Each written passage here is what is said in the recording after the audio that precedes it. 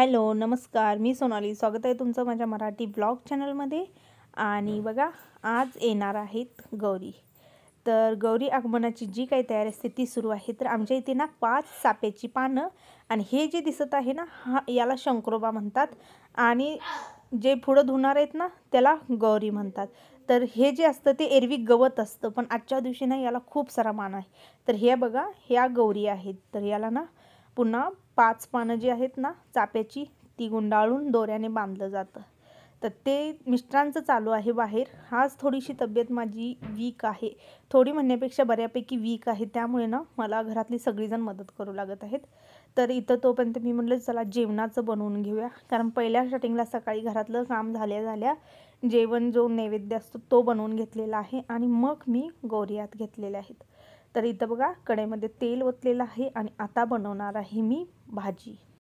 तर आजच्या दिवशी सगळीकडेच असेल, पण आमच्या भागात तर म्हणजे कोल्हापूरला ना मिक्स भाजी जी म्हणतात ना, भोपळ्याची पानं वगैरे असतात बघा, या भाजीचा मान असते. यामध्ये शेपू असते आणि काही काही भरपूर असतात भाज्या, पण ॲक्च्युली त्या भाज्या ओळखू पण येत नाहीत अशा भाज्या असतात. फक्त भोपळ्याची पानं तेवढी कळतात. तर ही बघा अशी आहे. आणि मग मी काय केलेलं आहे की ही वजनावरती भाजी मिळते आजच्या दिवशी. 60 रुपयाला पाव किलो असं ही वजनावरती असतं. तर मी काय केलेलं आहे की तेवढी भाजी पुरत नाही म्हणून आहे ना, जी शेपू आहे ना ती पण थोडीशी घातलेली आहे. त्यांची ऑलरेडी शेपू असते, सगळं असतं, पण ती भाजी जी असते ना ती प्रमाणाने थोडीशी कमी असते. मग आपण काय करायचं असतं की आपली शेपूची भाजी आहे ना ती यामध्ये ॲड करायची असते. तर बघा, अशा प्रकारे जी काय फोडणी द्यायची आहे ना ती दिलेली आहे. अगदी पेस्ट करूनच घातलेली आहे. मिरची आणि लसूण या दोन्हीची मी फोडणी दिलेली आहे आणि बस भाजी घातलेली आहे. जसं की सगळेजण कट करून घालतात, पण मी पेस्ट करून घातलेली आहे. आणि ही बघा मुगाची डाळ आहे. तर मुगाची जी डाळ आहे ना ती एक 5-10 मिनिट मी भिजवलेली, अशीच पण मूठभर घेऊन आपण टाकू शकतो, कारण पुन्हा याला अंगचं पण पाणी सुटतं. आणि थोडंसं पाणी घालून मी अशा भाज्या शिजवते. पाणी घालून शिजवण्याचं कारण म्हणजे शेपू जी आहे ना ती कधी पण एक दाताखाली कर असा आवाज देते, म्हणून ना थोडंसं पाणी घालून त्याला जास्त शिजवावं लागतं. बाकीच्या भाज्यांना असं नाही आहे, पण शेपूला आहे. तर डाळ टाकलेली आहे आणि शेंगदाण्याचं कूट.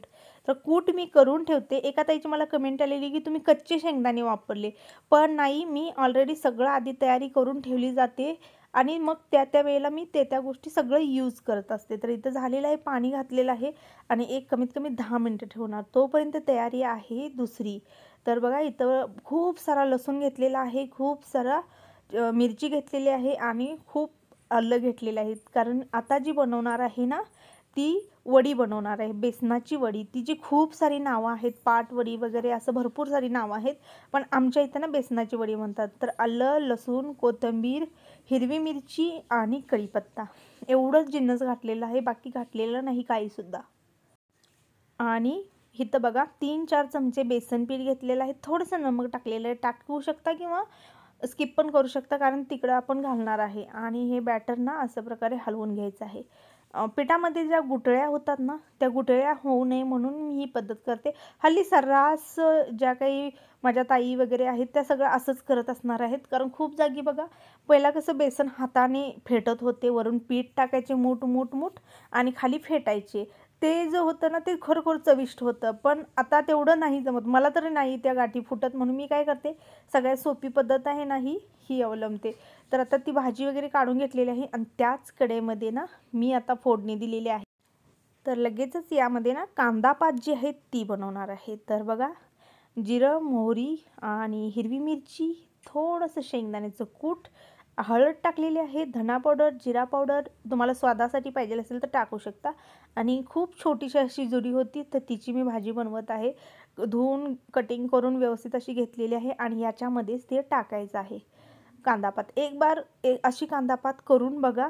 खूप सारी वेगवेगळी कोणी डाळ वगैरे घालतं, पण मी कांदापातीमध्ये डाळ कधी घालते कधी नाही, पण आज तर नाही घातलेली, कारण आता मी दुसरी मिक्स भाजी बनवलेली आहे तिच्यामध्ये ऑलरेडी डाळ आहे, त्यामुळे इथं नाही घातलेली. फक्त वरून मीठ घातलेलं आहे आणि खरोखर अप्रतिम चवीला लागते, कारण यामध्ये शेंगदाण्याचं जे कूट आहे ना ते तेलामध्ये अगदी तरतरीत भाजलेलं जातं, त्यामुळे याची जी टेस्ट आहे ना ती खूप छान येते.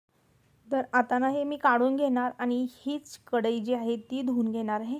तब्येत डाऊन असल्यामुळे मला असं वाटतं की त्या दिवशी आणि एक्स्ट्रा भांडी एक्स्ट्रा काम नको, तेच मिक्सरचं भांडं आहे आणि तीच कढई आहे, धुवून फक्त घेत आहे.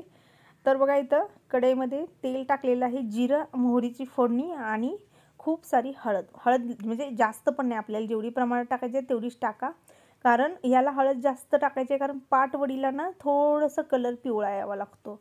आणि मगाशी जे जे तुम्हाला दाखवलं ना, मिरची पेस्ट वगैरे हे सगळं पेस्ट करून घेतलेलं आता तेलामध्ये आपल्याला तरतरीत असं भाजून घ्यायचं आहे. हिरवी मिरची कोथिंबीर हे सगळं आपण टाकलेलं आहे ना, व्यवस्थित भाजून घेतल्यानंतर ना त्याला टेस्ट पण चांगली येते, जास्त तिखट होत नाही. तर याच्यामध्ये ना कसुरी मेथी आणि माझा गरम मसाला वगैरे असं टाकलेलं आहे, ते पण थोडंसं स्पायसीपणासाठी, जास्त टाकायचं नाही. तुम्हाला नको असेल तर गरम मसाला तुम्ही स्किप करू शकता, पण मी गरम मसाला किंवा गोडा मसाला हा वापरतेच. त्याने मला टेस्ट येते, एक सवय लागलेली आहे ती, मी माझ्या सवयीनुसार वापरते. तुम्ही जे काही वापरत असाल ते तुम्ही वापरू शकता. तर इथं बघा हे अशा प्रकारे केलेलं आहे, थोडंसं पाणी घातलेलं आहे कारण ते जरा घट्ट झालेलं, आणि या पिठामध्ये पाण्यामध्ये अशा प्रकारे आपल्याला वैरायचं आहे हे. आणि हे तयार आपण असं करून टाकल्यानंतर अजिबात याची गाठ वगैरे गुठळी होत नाही, व्यवस्थित होतं. तर मी माझ्या हिशोबाने मी इथं पाणी आणि पीठ घेतलेलं आहे. तुम्हाला जर वाटत असेल की थोडंसं आपल्याला घट्ट वडी पाहिजे तर तुम्ही जे काही पाणी वापरले ते कमी करू शकता, पण मी ना अशाच पातळ पिठाच्याच वड्या करते आणि हो, वड्या आरामात होतात, असं नाही की वडे होत नाही. तर पीठ एक 10-15 मिनटं चांगलं शिजवून घेतलेलं आहे. आणि इथं बघा परातीमध्ये तेल लावून आता हे सगळं जे आहे ना पीठ अशा प्रकारे मी ओतून घेणार आहे, जेणेकरून ते पूर्णपणे सुकलं पाहिजे आणि त्याच्यानंतर मग त्या वड्या पडतात. तर आता हे असंच ही करून ना मी फॅन खाली नेऊन ठेवणार आहे. तर बघा इथं वड्या झालेल्या आहेत तयार, ताट झालेलं आहे तयार नैवेद्याचं. खूप फास्ट मी शेअर करते, कारण ना मला व्हिडिओमध्ये सगळं शेअर करावं लागतं, तुम्हाला रुटीन म्हणा किंवा स्वयंपाकाचं काम म्हणा किंवा इतर सगळं, तर त्यामुळे थोडेसे फास्ट होतात. तर आमच्या इथे बघा असा एक तांब्या घेतला जातो आणि त्यामध्ये मगाशी तुम्हाला ज्या गोरी मी दाखवल्या मिस्टर धुत होते त्याचं अशा प्रकारे दोऱ्याने व्यवस्थित बांधून ठेवल्या जातात. तांब्यात पाणी भरून घ्यायचं आहे आणि त्यामध्ये या गोरी ठेवल्या जातात. काही जागी अशाच गोरी घेऊन येतात, पण आमच्यात ना पाणी भरून त्यामध्ये गोरी ठेवतात. इथं कोल्हापूरला तर ही पद्धत आहे. आरतीचं ताट वगैरे घेतलेलं आहे, पानाचा विडा जो असतो तो पण द्यायचा असतो, पवतं जे असतं ना ते इथं घालायचं असतं आणि इथं सुवासिनीला वगैरे बोलवू शकतो. पण आता पावसामुळे खरोखर खूप भयानक किचकिच आहे, दरवर्षीपेक्षा ह्या वर्षी किचकिच जास्त वाटते, त्यामुळे कोणी कोणाला जास्त बोलवलेलं नाही.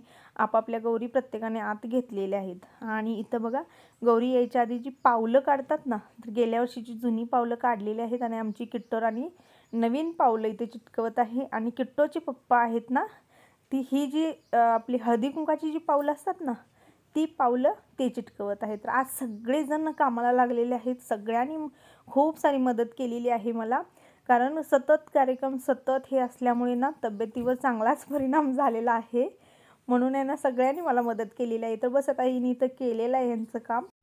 आणि आता मी करणार आहे इथं पूजा. तर पूजेला काय नाही, आपलं सिंपल जे काय लागतं, आरतीचं ताट, साखर, तांदूळ, कापूर, अगरबत्ती एवढंच. आणि हे बघा इथं असं पोतं घातलं जातं हे गळ्यामध्ये.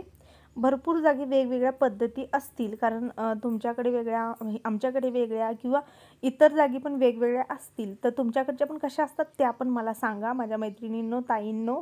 मी सगळ्यांना सगळ्या नावाने बोलते, कारण जो तो व्यक्ती मला कोणी ताई मानतं, कोणी मैत्रीण मानतं, तर कोणी एक यूट्यूबर म्हणून मानतं, तर सगळ्यांसाठी मी सांगत आहे. तर इथं पानाचा विडा ठेवलेला आहे, हळदी कुंकूची 5 बोटं लावलेली आहेत आणि आता करत आहे आरती. तर मी आरती करणार आहे, आई आरती करणार आहे आणि त्याच्यानंतर मग आमची किट्टोराणी जी आहे ना ती गौरीला आत घेणार आहे.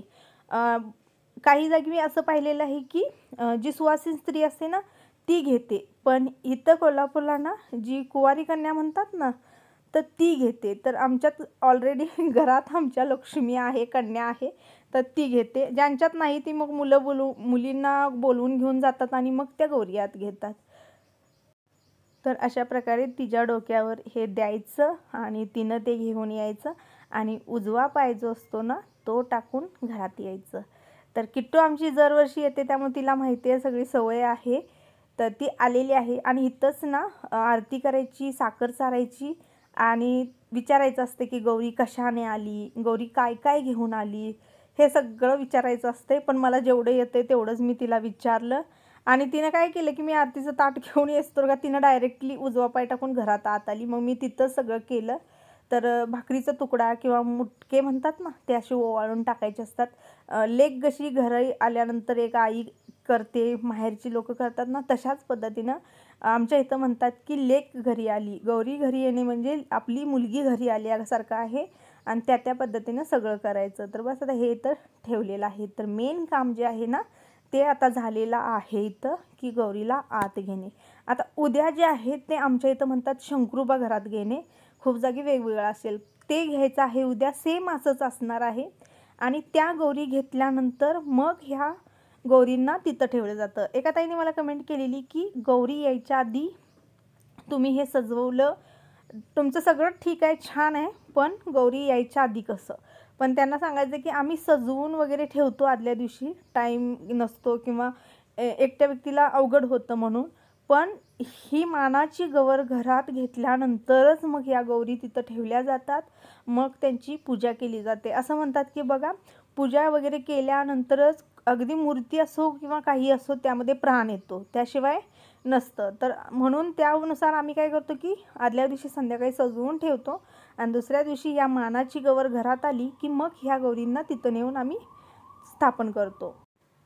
तर आता मिस्टर आहे ना हळूच आणून ठेवलेले आहेत आणि आत्ता करणार आहे आरती. तर सकाळी आरती होत नाही, ज्या वेळेला आम्ही गौरीला घरात घेतलं जातं त्याच वेळेला आमची आरती होते. आणि मग संध्याकाळची वेगळी असते. पण 2 आरत्या कराव्या लागतात. मग आधी जर आरती केली तर मग 3 आरत्या होतात. तर अशा प्रकारे आहेत. आणि मी जेवढं जागा आहे तेवढ्या जागेतच अरेंज करते. खूप साऱ्या मैत्रिणींनी मला खूप छान म्हणलेलं आहे. मला असं वाटत होतं की मी एवढ्या कमी जागेत शेअर करायला लागलो आहे, तर मला असं म्हणतील की एवढ्या कमी जागेत तुम्ही असं तसं करतील. खरोखर माझे जे सबस्क्रायबर मैत्रिणी ताई आहेत त्या खूप छान आहेत, खूप चांगले आहेत. कारण त्यांनी मला समजून घेतलं की कमी जागेतसुद्धा ॲडजस्टमेंट केलेली आहे, कमी जागेतसुद्धा तुम्ही आवरलेलं आहे. म्हणजे त्यांनी मला जे काय कमेंट करायचे ते चांगल्याच केलेल्या. तर माझ्या सगळ्या ताईंचं मनापासून आभारी आहे मी. कारण जे काही मी शेअर करते त्या माझ्या प्रत्येक ह्याला तुम्ही सपोर्ट देता, अगदी प्रेमाने, अगदी मनापासून सपोर्ट करता. तर हे माझ्यासाठी गणपती बाप्पाचं जे काय आहे ना ते आशीर्वाद आहेत. आणि असंच राहू द्या, आपले प्रेम असंच राहू द्या. इथून पुढे मला जास्त शूट करायला नाही मिळालं तब्येत बिघडल्यामुळे. पण हो, उद्याच्या व्हिडिओमध्ये मी नक्की बोलणार पण आहे आणि जास्तीत जास्त शेअर करणार आहे. कारण उद्या ना खूप सारं असं असतं की जे केलं जातं प्रथेनुसार, परंपरेनुसार, तर ते सगळं शेअर करणार आहे.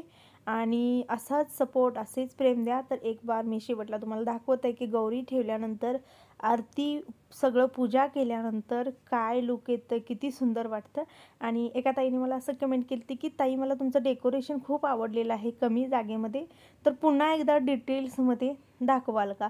तर हो, त्या ताईंसाठीच मी सांगितलं मिस्टरांना की तुम्ही आणि एकदा ना आपलं गणपती बाप्पाचं जे डेकोरेशन आहे ते दाखवा. खूप सिंपल असं केलेलं आहे, जास्त मी नाही करू शकले. मला आवड आहे खूप सारं जास्त करण्याची, पण जागेनुसार जेवढ्या तेवढ्यातच मला म्हणजे ॲडजस्टमेंट करावी लागते. तर अशा प्रकारे बघा, सगळं ठेवल्यानंतर गौरी कशा खुलून दिसतात उद्या आणि खूप छान अशा दिसणार. कारण उद्या येणार आहेत त्यांचे पतिदेव म्हणजे शंकरजी. तर त्यामुळे ना उद्या तर खूप छान असणार आहे. जसं गौरीला सजवलं तसं त्याची पण सगळी बॉडी, मूर्ती वगैरे असते. आणि शंकरजी आल्यानंतर तर खूप छान दिसतं. असं वाटतं की फॅमिली कंप्लीट झालेली आहे. तर चला, भेटते उद्याच्या व्हिडिओमध्ये. तोपर्यंत असंच प्रेम, असाच सपोर्ट. आणि हो, गणपती बाप्पा आपल्या सर्वांना सुखी, आनंदी, समाधानी, ज्या काही आपल्या इच्छा आहेत त्या लवकर पूर्ण होऊ. आणि ज्यांच्या ताईंच्यात गौरी आहेत त्यांनी मला जरूर शेअर करावं. कारण माझ्या घरात काय आहे ते तुम्ही पाहू शकता, पण तुमच्या घरातनी कसं आहे ते मी पाहू शकत नाही. तर कमेंटमध्ये जरूर सांगा. तर चला, उद्या शंकरजीचं आगमन, पूर्ण दिवसाची जी काही धावपळ असते तो सगळा व्हिडिओ तुम्हाला येणार आहे. तोपर्यंत बाय बाय.